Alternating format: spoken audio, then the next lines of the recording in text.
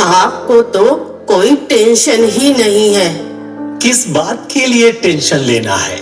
बेटा को फोन लगाइए और पता लगाइए। इसमें परेशान होने की क्या जरूरत है? जब बहू बच्चा को जन्म देगी जरूर। वो तो मुझे भी पता है, आप मत करिए, मैं ही करती हूँ। आप मुझे फोन दीजिए। दादा, दादा मम्मी कहाँ है? बेटा, मम्मी आपके लिए नन्ही सी प्यारी सी परी को लाने गई है। कहाँ से? दुकान से? तुम्हें कैसे पता है कि बहू बेटी ही जन्म देगी? मेरा मन कर रहा है। हमारे परिवार में पिछले 30 सालों से किसी को भी लड़की पैदा नहीं हुई। दादी बताइए, मम्मी दुकान से लाएगी? कुछ भी हो, इस बार मेरा मन कहता है बेटी ही होगी। रोशन बेटा, तुम अंदर जाओ।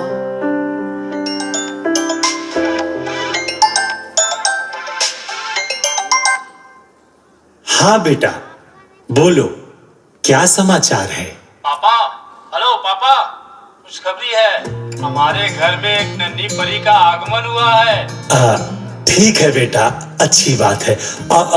कब डिस्चार्ज होंगे? पापा, सब कुछ ठीक ठाक रहा तो शाम तक हो जाएगा। ठीक है, फोन रखो। क्या हुआ? सब कुछ ठीक ठाक है ना?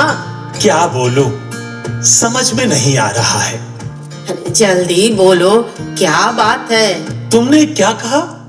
नन्ही परी ही आएगी? लो, फिर से लड़का ही हुआ है। अच्छा, लेकिन मेरा मन तो अभी भी कह रहा है। हाँ जी, आपके मन ने सही कहा। हमारे घर में नन्ही परी का जन्म हुआ है। प्रभु, आपको कोटि कोटि धन्यवाद। तुम नन्ही परी के स्वागत की तैयारी करो। वो सब मैं देखती हूँ, आप पहले मिठाई लेकर आइए।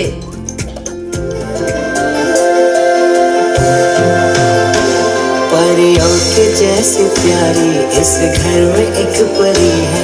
परियों के जैसी प्यारी इस घर में एक परी है। जन्नतों से दुनिया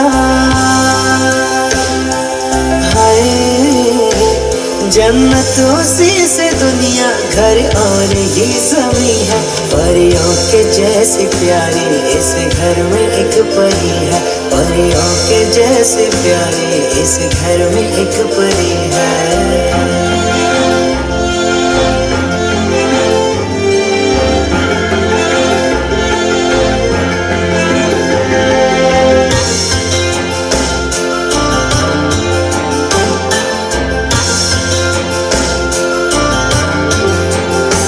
जिसके आने से खुशियाँ बरसने लगी, बोल बिन सारी बातें वो करने लगी।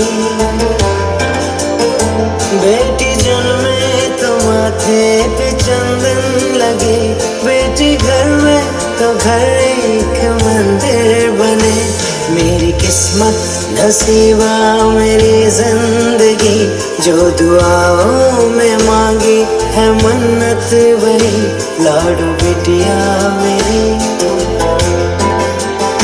जरियों के जैसी प्यारी इस घर में एक परी है।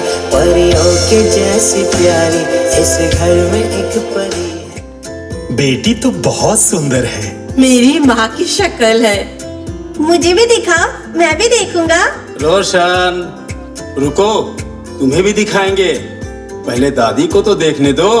वो मेरी बहन है, दादी की नहीं है। बेटा, वो तुम्हारी बहन है, लेकिन दादी की माँ है। क्या? मेरी बहन दादी की माँ? वो कैसे? बाबू तो बहुत छोटी है, दादी बड़ी है। बेटा, वो सब तुम्हें बाद में समझा देंगे। अंजलि, बेटी को अंदर लेकर जाओ। बेटा, मैं अपने पोती के लिए नाम ढूंढ कर रखा हूँ। क्या नाम है? बताइए बताइए। खनक। क्या पापा, आपको कहाँ से मिला ये नाम? मैं तो पहली बार सुन रहा हूँ। खनक का अर्थ है चूड़ियों की मीठी ध्वनि। तब तो ठीक है, ये थोड़ा स्पेशल नाम है और अच्छा भी लग रहा है। लेकिन पापा, आपसे मुझे कुछ बताना है। क्या हुआ बेटा? आपसे नहीं माँ। अच्छा, तुम केवल पापा को ही बताओगे? बाप और बेटा बैठकर बात करते रहो, मैं जाती हूँ। हाँ बेटा, अब बोलो, क्या बात है? पापा, डॉक्टर ने कहा है कि हमारी बेटी। क्या क्या बोला डॉक्टर ने?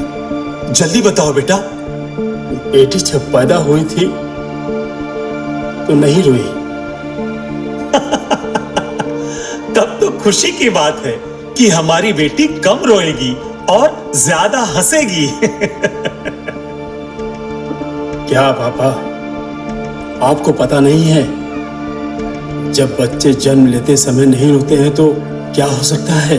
नहीं बेटा, क्या हो सकता है? जो बच्चे जन्म से ही गूंगे और बहरे हैं, वो बच्चे जन्म लेते समय नहीं रोते। तुम बकवास बंद करो। मैंने नहीं कहा, डॉक्टर ने कहा है। जब वो 2 साल की हो जाएगी तब हम सही जांच करके पता कर सकते हैं। 2 साल तक पता नहीं चलेगा? लेकिन ये बात अंजलि को पता है? नहीं पापा, मैंने नहीं बताया।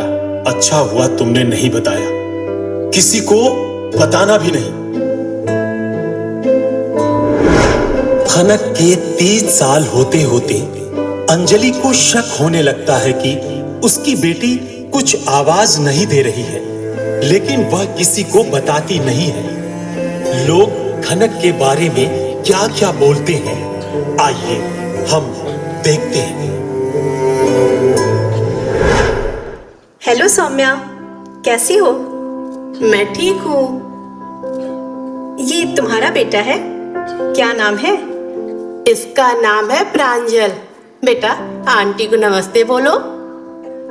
नमस्ते आंटी। वाह, कितना अच्छा बोलता है। कितने साल का है? आने वाले दिसंबर में 3 साल का पूरा हो जाएगा। तुम्हारी खनक बेटी कहाँ है? अंदर मम्मी उसे नहला रही हैं, अभी लाएंगी। माँ, ये मेरी दोस्त सौम्या। हम दोनों स्कूल से लेकर कॉलेज तक एक साथ पढ़े हैं। नमस्ते मम्मी। नमस्ते बेटी। लेकिन तुम अंजलि के शादी में क्यों नहीं आई थी? ये तो पिछले 5 साल से अमेरिका में है। अब बेटी का नाम क्या है? खनक। वाह, क्या नाम है, बहुत अच्छा नाम है। तुम पहले कभी सुनी हो? मैं तो पहली बार सुन रही हूँ। अंजलि, तुम अपनी दोस्ती के लिए चाय लेकर आओ। जी हाँ सौम्या, तुम मम्मी से बातें करो, मैं अभी चाय लेकर आती हूँ। खनक बेटी, नमस्ते बोलो। यहाँ देखो, नमस्ते बोलो। नाम ही केवल खनक है, लेकिन आज तक एक शब्द भी मुंह से नहीं निकाली। आप क्या कह रही हैं मम्मी? मुझे भी सच्चाई नहीं पता है, लेकिन पड़ोस के लोग और हमारे रिश्तेदार भी खनक के बोलने का समय हो गया है। हाँ मम्मी, मेरा भी बेटा 3 साल का है, अच्छे से बोलता है। क्या करे, मुझे तो लगता है अंजलि पूर्व जन्म में कुछ पाप की होगी, उसका फल अभी बच्ची भोग रही है। ऐसा नहीं है मम्मी, क्या कुछ जांच कराई है? सबसे पहले ये तो मान ले कि बच्ची के बोलने का समय हो गया है। मतलब अभी भी अंजलि कहती है बच्ची धीरे धीरे बोलेगी। तुम दोनों चाय पियो, मैं मंदिर जाकर आती हूँ। क्या अंजलि, तुम्हारी सास तुम्हारे बारे में? बोली होंगी। बच्ची नहीं बोल रही है। बहू के पूर्व जन्म का पाप है। सही में अंजलि, तुमने सही कहा। यह पहली बार नहीं है, सबसे बोलती है। पड़ोस के लोग कहते हैं कि मैं कभी बच्ची से बात नहीं करती हूँ। अंजलि प्लीज रो मत, सब ठीक हो जाएगा। तुम्हें पता है, मैं अपने घर पिछले 1 साल से नहीं गई हूँ। क्यों? हमारे घर के पड़ोसी लोग हमारे सासू माँ से 2 कदम आगे हैं। वो कैसे? उनका कहना है कि मेरे माँ बाप पिछले जन्म में कोई पाप किए होंगे। हे भगवान, कैसा समाज है ये, अनपढ़ और गंवार लोग हैं। अच्छा वो सब छोड़ो, तुम्हारे पति तुम्हें समझते हैं ना? मेरा पति, उन्हें तो अपने बिजनेस के अलावा और कोई मतलब ही नहीं है। कभी अपनी बेटू को जांच कराने लेकर गई? नहीं, लेकिन मुझे पता है, क्योंकि पिछले साल दीपावली के दिन इतना पटाखे की आवाज से हम सब परेशान थे, लेकिन खनक आराम से सो रही थी। अपने पति से बताया तुमने? जब मैंने उनसे कहा तो वो बता रहे थे कि उनको ये बात पता थी जब खनक पैदा हुई थी। तो कुछ इलाज कराने के लिए नहीं लेकर गए? वो कहे हैं बच्ची बड़ी होगी तब देखा जाएगा। बताते हैं कि लड़की है, इसलिए कुछ परेशान होने की जरूरत नहीं, और हमारा लड़का तो ठीक ठाक है ना। लेकिन तुम ये सब सोचकर परेशान नहीं होना। वो कैसे? आखिर खनक भी मेरी बेटी है ना। सब कुछ समय पर भगवान सही मार्ग दिखाएंगे। तुम बताओ, मेरी बेटी बोल नहीं पाती तो इसमें मेरी क्या गलती है? मैं कैसे जिम्मेदार हो सकती हूँ? तुम्हारे पास कोई उत्तर है? नहीं नहीं, तुम्हारी कोई गलती नहीं है। प्लीज मत रो अंजलि, प्लीज।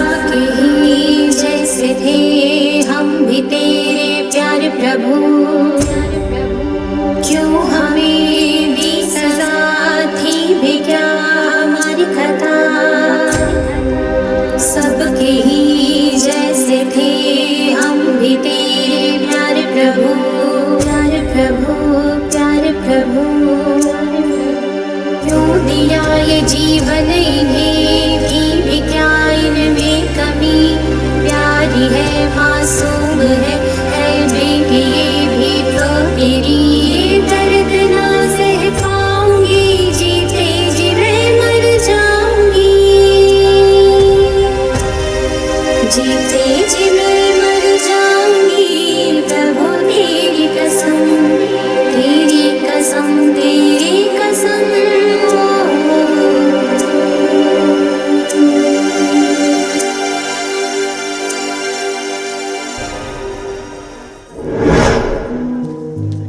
अब खनक 8 साल की हो गई है और उसकी माँ उसे एक स्कूल में पढ़ाती है। एक दिन हॉस्टल से घर आती है और अपने भाई रोशन के साथ खेलती है और बातों बातों में झगड़ा शुरू हो जाता है। और उसी समय खनक, वो मेरी किताब है, तुम क्यों ले रही हो? मुझे दो, मैं थोड़ा पढ़कर देती हूँ। नहीं, मुझे अभी चाहिए। प्लीज 2 मिनट में देती हूँ। लो, तुमने मेरा किताब फाड़ दिया। रुको, मैं मम्मी को बताता हूँ।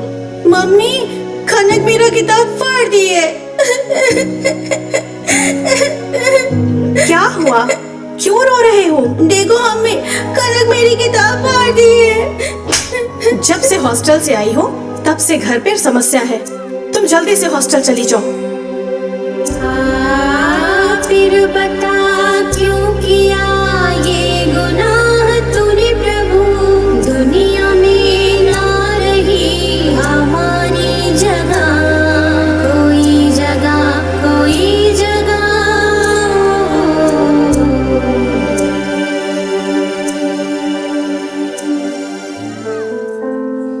खनक, मुझे माफ करोगी? मैंने मम्मी से झूठ बोला। सॉरी, प्लीज मत रो, प्लीज। कोई बात नहीं, तुम चलो, मैंने तुम्हें माफ किया। खनक अपनी पढ़ाई पूरी करती है और जॉब के लिए इंटरव्यू अटेंड करने के लिए आती है। आइए अब देखते हैं आगे क्या होता है।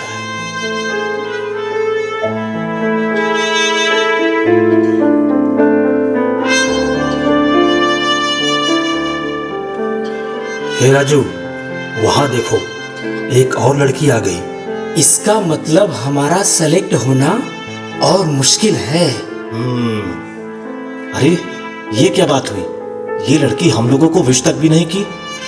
हेलो, तुम्हारा नाम क्या है?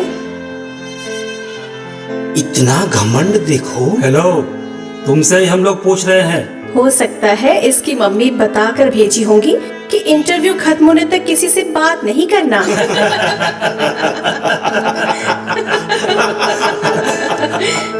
हेलो मैडम, इंटरव्यू के पहले बात करने से आपका ज्ञान कम नहीं होगा। बात कर सकती हो। हेलो, तुम्हें सुनाई देता है क्या? आप क्या पूछ रहे हैं? मैं सुन नहीं सकती हूँ। क्या तुम सुन नहीं पाती हो? लेकिन देखने में तो नहीं लगती। यही हमारी सबसे बड़ी समस्या है कि हमारी विकलांगता दिखती नहीं है। बेचारी क्या करेगी? हम जुबां बेजुबानों की है, कोई जो कहे सो कहे, बेचारा नहीं कहो हमें, वो सुन रहा ईश्वर हमें, परमेश्वर हमें दे। हमें सहारा कोई क्यों दे, सहारा तो मेरा प्रभु ही है।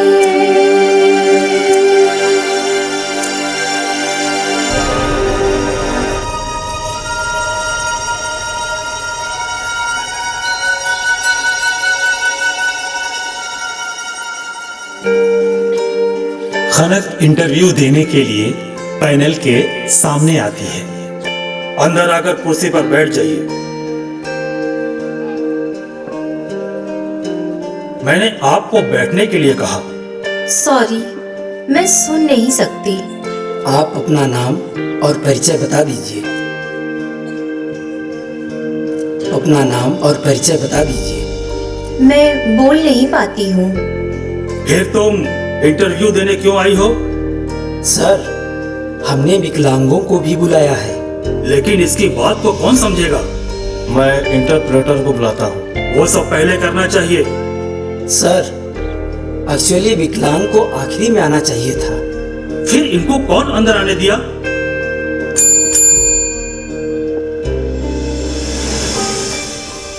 कौन इसको अंदर आने दिया?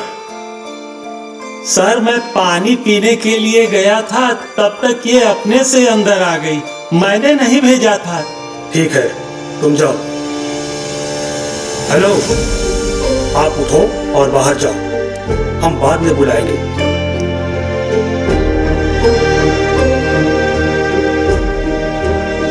बेचारी, ये क्या करेगी? Poor girl.